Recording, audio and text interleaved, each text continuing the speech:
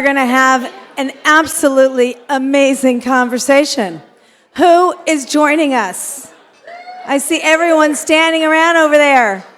Who wants to be part of something really exciting? Who? Okay, here we go. Who wants to sit down? Who wants to stand? Thank you. I appreciate it. Front row's available. The bold and brave, sit in the front. Okay. Bold and brave, sit in the front 2 rows. We're not going to call you out, we're going to call you in. Absolutely. That's a good line. I kind of like that one, right? Call you in. You get to be involved in the conversation.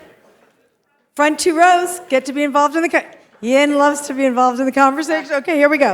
All right, I like this one because this is a really important conversation. Because you know what's happening right now? So many diverse women in particular are leaving the workforce. We talked about the Great Resignation, but more importantly than ever before, and I read this just yesterday, and it's really pissing me off, mainly because of microaggressions. Black women, BIPOC women, they're leaving the workforce. They decided they are just fed up, they have had it, and they are out. We need them to get back in, and we need to talk about what we're going to do about it. And we have to stop beating around the bush. And you know, just yesterday, in a club, a man actually hurt one of my girlfriend's feelings. And when I went over to him and I said, "Why do you look for the negative? I want you to apologize. Not acceptable." And it's time that we start holding people accountable. And that's what I want to talk about. Like, what the hell are we going to do about it? And everyone has to stand up, step out, and do something. Men and women. We have to be conscious, and we have to ask for action and not accept no. So, let's talk about it. First, introduce yourselves. Tell us who you are, what you do, and then we will get to it. I'm Jeannine Shao Collins. I'm recently the Chief Client Officer at Kargo.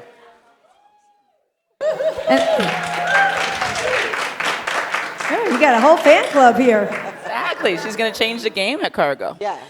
My name is Naijo Tita Reed. It's nice to be here with all of you. I live in Switzerland, and I'm the Global Chief Marketing Officer for Logitech. Okay. So this topic is the next step in tech, representation that builds innovation. So representation that builds innovation. Why do we need representation? You know, why do we need it, and why does it matter? And you know, one of the things that actually is quite interesting is I spoke at the UN very recently, and they were saying that by 2030, the future is female. And I'll add that the future is female, and then if that's the case, we know that less than 2% of money goes into women, right? And then we know that less than 1% goes into diversity, female diversity. So if the future is female, and then we're expecting representation, we're expecting diversity, then I gotta say we are in big trouble. And then when we think about the future is female, the future jobs are tech jobs. And we are losing women to tech. So we are in big trouble. And so I said when I got up, well, this is a big problem because the future jobs are all tech jobs. And we are not building tech into the system. So what are we going to do about that? So what are we doing about that? And why is representation so important? Well, first, representation is good for business. And that's something that everybody has to understand. When you have more diversity, more women in tech, profits go up significantly. So I think, first and foremost, no one wants diversity or women to be a charity case or tokenism. It's good for business. And that's the thing that we really want to emphasize. And it's very important for perspective and also to reach the consumer. So I would agree with you completely. I think just having examples is important, right? So not only is it good for business, but it is the key to innovation, I don't know if you've ever seen innovation where there wasn't diversity in the room, whether it was diversity of thought, diversity of gender, diversity of abilities. It is critical for innovation, and anyone who is an innovator understands that. I work for a company in Logitech, which is a design thinking company, right? Which means that you start with the consumer, you put the humans in the center, you are very empathetic in your approach to designing diversity. In order to do that, you have to bring different people around the table to have the best innovation. And we've got many examples, as hopefully many great innovators do. Some examples would be, if you guys know, like, mice and keyboards they've been pretty mundane for a while, right? They all look the same, either they're black or white, right? And so, putting diverse people around the table, especially women, was able to acknowledge that, like, we're in gaming as an example, right? If we want gaming to be more inclusive, then we have to have more inclusive products. So we had a female engineer, female marketers, female innovators sit around the table and design an entirely new line of products that has now helped us win around both and all genders because it's more inclusive, right? And things that you just don't think about, like, putting makeup on your headphones, or whether it's being able to have it stylish and match your design. I mean, these are different things just that women provided, but we also thought about how do you be more inclusive in our entire spectrum. Or people who use right hands and left hands. If you're around 15% of people that are left-handed, you probably can't find a mouse. So we have a left-handed mouse, right? And I could go on and on with the examples of how diversity has helped with our inclusion. But I can't imagine that we would ever be as innovative if we only had the same type of people or just men around the table. It's critical. It's the future. And if you are seeking to drive innovation, you have to have diversity around the table if you want to win. That's what I'd say. Well, I think it's also really important because as we go into the future, the generations are much more multicultural than ever before. Gen Z is going to be the first generation that is going to be more multicultural, that diversity is actually going to be a larger percentage of the population collectively than Caucasians. So in order to continue to be profitable and to continue to stay relevant, to continue to innovate, it's a business imperative. All right, so we're going backwards with diversity. And, I really am very disturbed by the article I just read, which really was about black women in particular, that they are just leaving the workplace. And they just said, I'm fed up. Microaggressions are at an all-time high, and no one is listening. No one is paying attention. We're out. And they're starting their own businesses. What are we going to do about that? So I'd say, for one, fund their own business. Okay, so I want to make sure clear. I am not just going to be pro-corporate here, right? I am pro-woman. And at the end of the day, if you have a woman of any color, if you have a black woman especially, because it's so hard to get funding, to Shelley's point, less than 1% of VC money goes to women of color. Fund them, angel invest, do what you need to do, mentor, support. If you happen to be in a corporation, get them on the supplier diversity list and make sure that you have an opportunity so they can have access to the capital, that is there and clients. If you are in a corporation like myself, I can absolutely understand why people are leaving. It is extraordinarily challenging if you don't have the backing and support of your peers and of leadership. And so what I would say is that, how do you say it? It is around choice, right? So I'm not going to give some hodgepodge advice, right?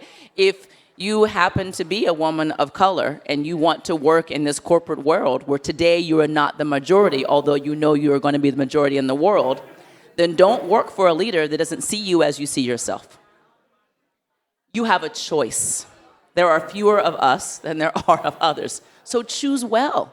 Don't go work for an asshole. Right? I want to make sure it's very clear. And in the past, we had to take a job. You were told, girl, you just go get that money, get a job. It's so hard to get, you can't get. That is how many of us were raised. Be quiet, put your head down, do what they say doing, suffer some sexual harassment if you have to. I mean, there's a difference in generations. My daughter would not tolerate any of that. She'd be like, well, then screw you. I'm going to start my own company, right? And she's 15.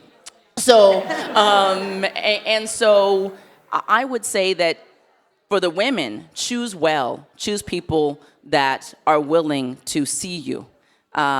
Choose people who are willing to invest in you. Work with people who DEI is part of their value system, no matter who they are and what they look like. And really do your research before you work for an organization if you are going to go work for it, not work for yourself. That's just one thing. Now, there's other things I do to change the corporations, but I do want to put the power in the women to say, choose your destiny. You know, also, I read something that is so true. People don't work for companies. We need to train managers. And it is so incredibly important. We are not putting enough work into our managers. And tomorrow, Francine, who's there, Francine, raise your hand, at noon, Francine is talking tomorrow and is going to do some great work about how we need to be training our managers. We do not put enough time and effort into manager training. People leave companies because of the managers. And what a shame that we are not investing in our managers and also holding managers accountable. If our managers are bad and not doing the right thing, get rid of them. Out you go. This is really a big issue. It's a huge issue. I have left a company because I had a racist manager. It was a fantastic company. Yeah. But my manager was racist, and so therefore I felt the whole company was racist. Yeah. I didn't speak up because I figured if the system was willing to allow this man to be a jerk, then the system was already biased. And then I left.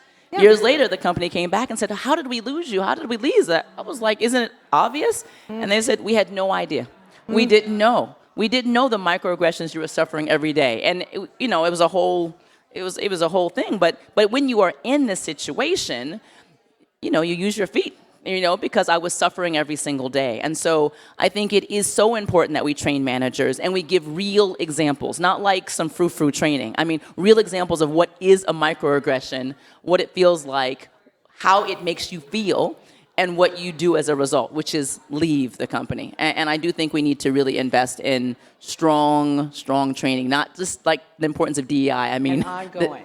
Actions, behaviors, ongoing. Ongoing. I mean, I think training is key because companies can't expect, people don't think of themselves as racist. People don't think of themselves as bad people. And they may be using language that are microaggressions, but they have no idea. And unless someone is pointing out to them that their behavior is incorrect or needs to be improved, they can't improve. You don't know what you don't know. We had something recently, a training among women, and within Kargo, within my first couple weeks. And we all read a book, and we were actually surprised as women to learn some of the languages that could offend one generation to another. And these were people who considered themselves enlightened and want to make progress. For the people who don't think that, they need it even more. So having outside training and people to address issues, I think, is really important. I think it is critically important that to the point you've made about having it ongoing. Okay? Those of us that have gone through years and years and years of diversity training think that we're trained up. We are not trained up, right? My company just made a mandatory training for everybody, and in this training was pronouns. I was never educated on pronouns. Thank God for my kids. They educated me on pronouns, right? But when have you gone on a training on pronouns? Like a real training, like a real do it, have to take a quiz, pass it and move on. But yet, if you hire a Gen Z or Gen A and let you get a pronoun wrong and see what happens, you will be canceled, quit, and on social media because of it. So it is an example of just saying it is super important that all of us continue to be trained. I say pronouns because it's one of those things that generational people are like, oh, I get that. But it's the same thing for gender. It's so fascinating. Okay, so how do you ensure that voices in the room are heard? I would say it depends on where you are. As a manager, I think it is very important. You started off this conversation, not everyone would have listening. She was not calling people out, but calling people in. I think it should be a requirement on managers to learn how to call people in and not call people out. It's such a subtle skill, but a lot of people don't have it. How do you make sure that everyone around you has a voice? How do you make sure that you are seeing everybody around you? How do you make sure that you're investing in understanding people's stories and not assuming that you know their story? And then asking questions about that story. It's okay to say you don't understand. Ask people what offends them, right? Give people permission to speak up, and then be able to apologize in public, because you will make a mistake as a manager. To role model that it's a learning environment and you can make mistakes and you can ask for apologies and you can move forward. These are small, subtle behaviors, but I do think being an inclusive manager and an inclusive leader should be a requirement to be promoted in the future. I think managers have to be open to negative feedback and cannot retaliate. Because I think very often, and we've all been in that situation where we've disagreed with the manager, or we were open about something that were not happy with, and then the microaggression, the retaliation, the backlash starts. I think that we need to make it a common practice for managers to get constructive feedback so they can improve, and then really laud progression. I just think that culturally things stop when people are afraid, and I think we have to make sure that people cannot be afraid to speak up. I also wonder if, this hybrid, flexible, I'm not even sure what this environment is anymore. Like, is this good? Is this bad? Are we indifferent? Like, how is this lending itself to safe workspace, workplace, culture? Like, how are we doing with this? That's a really good point, Shelley. Yeah. That's a really good point, because people are always, if they're not looking them in the eye, I think it's always easier to be less thoughtful or more critical. So I think less awful. I think it's an interesting point, and it's mixed. Okay, I think this notion of hybrid work, it's absolutely here to stay. So we need to just acknowledge that. Like, people are never going 100% back to work, right? Your company may make you do that, and that may be a choice. But as far as the world goes, I think there'll always be a hybrid. I do think, just like you were saying, training is going to be important. You have to be very intentional to learn new skills on how to manage a team that is all over the world, working from anywhere. I do find it personally to be, there are positive and negatives, okay? And I'm speaking about women because we're in the female quotient, right? But I think that, and inclusion overall, I think some of the downsides is the ability to build relationships, connection, direct mentorship, the things that you get, you got this, whatever, this feeling that you get when you were training somebody, sitting beside somebody who was young, and they could ask questions all day and try to figure it out. Now they have to schedule time with you on a video conference, and they might have forgotten what the question was. And so it's very hard to be a young person and learn, because so much of learning was non-scheduled learning that you miss that. And those are some, I think, of the challenges as well. And people still promote people that they know and have a good relationship with. And if you don't have the ability to do that virtually, then you will be challenged. But I think some of the amazing benefits of video conferencing, I say this for people who are doing telecommunications. One, if you do not have video conferencing, and it's not because I'm in this industry, which I am, but it's not because of that. But if you do not have video conferencing and you're doing a job and you're just talking to people on the phone, yeah, that is super hard to build a connection, because of the importance of connection on video. So whether you're using my products or not, video conferencing is really important for you to be able to look somebody in the eye and feel connected. I think from an equity standpoint, being able to see everybody in the same box, no matter what technology you use, is more equitable than it's ever been, right? We've always talked about having a seat at the table. Well, everyone has a seat on the technology that you're using. And that is very empowering for people. And I can say a lot of people of color, there's a statistic that has come out, over 80% of people prefer doing video conference than going into the office, because they feel more seen and more heard than they ever were before, let alone women who are taking care of the majority of childcare still can have more flexible working, where you could only get flexible working with you at a certain level, and now it's more flexible. It's also harder, but there's also some flexibility that's included. So I do think it's mixed, Shelley, but I do think, like you said before, train up, get skilled, be intentional, and work extra hard to be inclusive. It's going to be critical.